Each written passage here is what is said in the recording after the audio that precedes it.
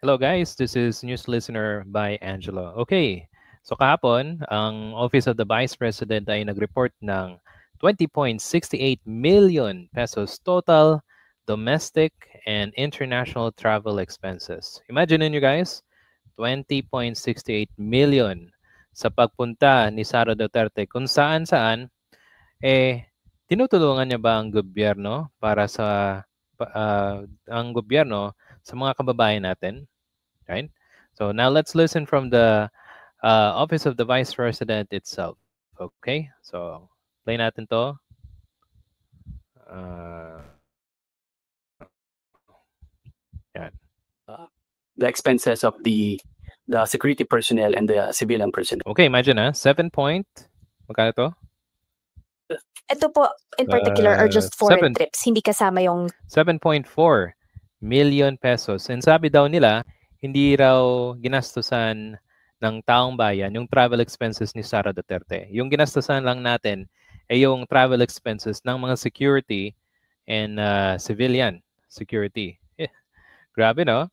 Yung pera mo ay para lang pag-travel doon sa iba't ibang lugar, ang ginagawa lang ni Sara Duterte ay punuin yung gobyernong parte niya. Di ba? Ang talino. trips to Davao, Cebu, Mindanao. All foreign expenses lang po itong 20 million. Yes. On the matter of the foreign travels, though, we'll have to get the details on this one on the number of destinations. But we'd like to emphasize that all the travel overseas of the Vice President is covered by a travel authority and did not include any public funds. Did not use. Ang iisipin nyo dyan, guys, kung hindi ginamit yung pera ng taong bayan para sa travel ni Sara Duterte, kung kanyang sariling pera, saan galing yung pera? Di ba galing din sa atin? Tayong nagpapasweldo sa taong ito. Tapos, pupunta lang siya doon sa mga lugar like Australia, Kuwait, right? Ano pa? Japan, France, di ba? Ang sarap naman ng buhay nila, pa-travel lang. Play natin. Any public funds. The 7.47 million was utilized for the security personnel of the OVP and including the close-in or the civilian personnel. Tama po ba na so far? Galing mismo sa kanila ha, 7.4 million. Di ba? Every time na magta-travel si VP Sara abroad, ang covered niya po is her personal expenses as well as her family's expenses. But as for her security, that's still under taxpayers' money. Under the OVP fund. Under the OVP fund. Okay, sir, for the 2026 budget, how much has been allocated for the Vice President's trips abroad? For 2026? Okay. For 2026, the allocation is 20 million. For 2026 NEP. This is the lowest. Okay, ito na yung pinag-uusapan nila for 2026, okay? Pero stop lang muna tayo dyan. So, guys, so isipin nyo, how many travels ang ginawa ni Sara Duterte noong January hanggang ngayon? Ito, pakita ko sa inyo yung information galing sa Reddit, okay.com. So, as VP Sara's 2025 travel as of August 19, 2025, last month lang to. Imagine niyo, Japan, Hong Kong, Netherlands, noong March, May, Qatar, Netherlands, June, Malaysia, Australia, July, Netherlands, South Korea, Kuwait, and France. And ang balita ko, pupunta pa si Sara Duterte sa Japan this coming days. Okay?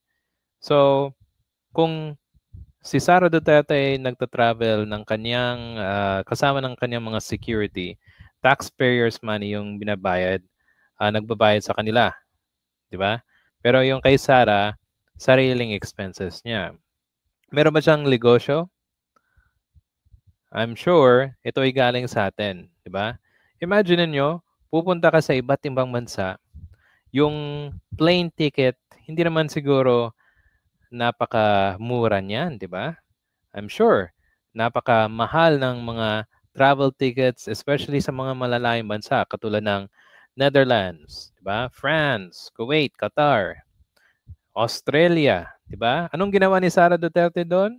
Sa mga lugar na doon? Ang ginawa niya, kinontra niya yung gobyerno na parte siya. Di ba? Isa siyang public official. At kung isipin mo, kung ginamit yung funds para sa mga security personnels at mga civilian personnels, parang ang ginagawa niya ay propaganda. Ginagawa niya parang pang-kampanya, early campaigning, di ba? Hindi naman public official business ang ginagawa niya eh. Ang ginagawa niya is siraan ng gobyerno pero wala naman siyang ginagawa as a public official. So ang pagkakaalam ko, yung mga activities ng ginagawa ng Office of the Vice President, yung mga tao lang doon sa Office of the Vice President. Yung Vice President mismo ay nasa ibang bansa. Kung hindi man sa ibang bansa, nasaan siya? Sa iba't ibang lugar sa Pilipinas. Tapos, anong ginagawa niya? Meron ba siyang public service doon? Wala. Di ba? Kahit tignan yung mga videos online. Hindi mo makikita na nasa opisina siya. Punta siya ng iba't ibang bansa, tapos punta siya sa Netherlands, bisita sa ama. Naintindihan ko naman ang pagbisita niya sa ama eh. Pero, kung ikaw ay isang public official, isipin nyo guys, kung ikaw ay isang public official, di ba dapat nasa publiko ka? At kung pag-uusapan natin yung public, okay? Siyempre, dapat nasa Pilipinas siya. Right? So, simple.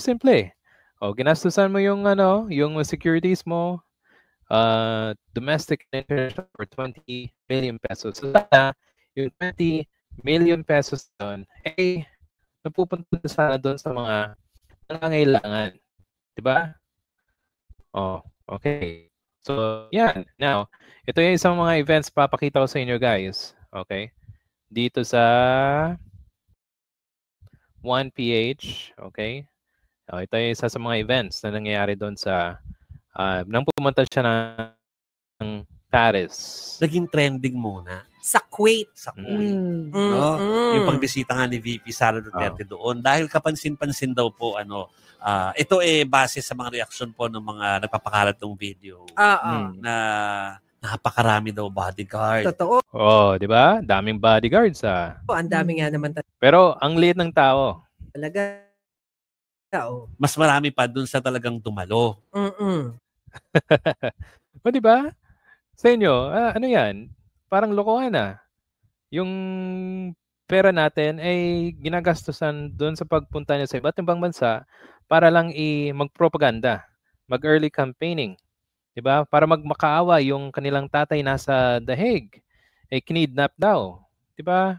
Ito kung ganito yung ating Vice Presidente, hindi mo makikita sa nagtatrabaho, walang kinabukasan ng Pilipinas. Diba guys? So guys, if you have any comments or suggestion, please comment it down and I'll see you in the next video. Salamat po sa panonood. Thank you.